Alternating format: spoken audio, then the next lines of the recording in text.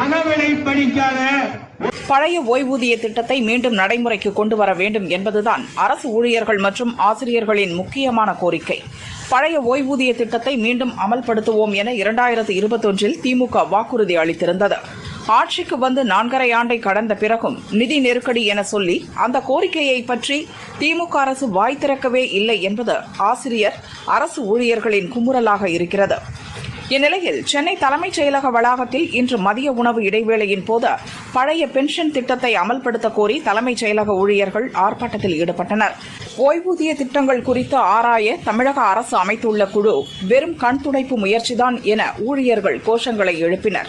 காலம் தாழ்த்தும் அரசை கண்டித்தும் பழைய ஓய்வூதிய திட்டத்தை உடனே அமல்படுத்த கோரியும் கோஷங்களை முழங்கினர். இந்த ஆர்ப்பாட்டத்தில் 500க்கும் மேற்பட்ட தலைமைச் செயலக ஊழியர்கள் கலந்து கொண்டனர். பழைய பென்ஷன் கோரிக்கையை வென்றெடுக்கும் வரை எங்கள் போராட்டம் ஓயாது என ஒரு நிர்வாகி ஆவேசமாக பேசினார். எந்த வேலையும் செய்யவில்லை.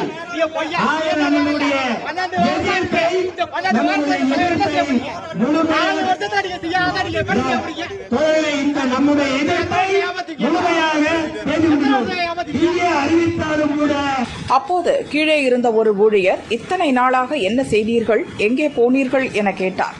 போன அதிமுக ஆட்சியிலாவது தொடர் போராட்டம் நடத்த முடிந்தது. இந்த ஆட்சியில் அது கூட முடியவில்லை. 4.5 ஆண்டுகள் சும்மா இருந்துவிட்டு தேர்தல் நெருங்கும் போது ஒப்புக்காக போராட்டம் நடத்துகிறீர்களா? யாரை ஏமாற்ற பார்க்கிறீர்கள்? முதல்வர் பார்த்துவிட்டார் என சொல்லியே ஏமாற்றுகிறீர்கள். தொடர் போராட்டம் நடத்துவதுதான் தொழிற்சங்கவாதிகளுக்கு அழகு. நீங்கள் எல்லாம் தொழிற்சங்கவாதிகளே இல்லை என ஆவேசமாக சத்தம் போட்டுக்கொண்டே இருந்தார். அவர் உண்மைகளை உடைத்து பேசிய மேடையில் பேசிய நிர்வாகி கண்டு கொள்ளாமல் உரையாற்றிக் கொண்டிருந்தார். ஆர்ப்பாட்டம் முடிந்து எல்லோரும் கிளம்பும் வரை அவர் தொடர்ந்து சத்தம் போட்டுக்கொண்டே இருந்தார். அவரது பேச்சில் நியாயம் இருப்பதை உணர்ந்து சிலர் மட்டும் கைத்தட்டி பாராட்டினர். 4 வருஷத்துல இவங்க என்ன பண்ணாங்க? 4 வருஷம் காத்திருந்துகிட்டு இன்னைக்கு என்ன செஞ்சுட்டு இருக்காங்க? இன்னும் 12 வாரம் தான் இருக்குது. இந்த 12 வாரத்துல மிகப்பெரிய போராட்டமா?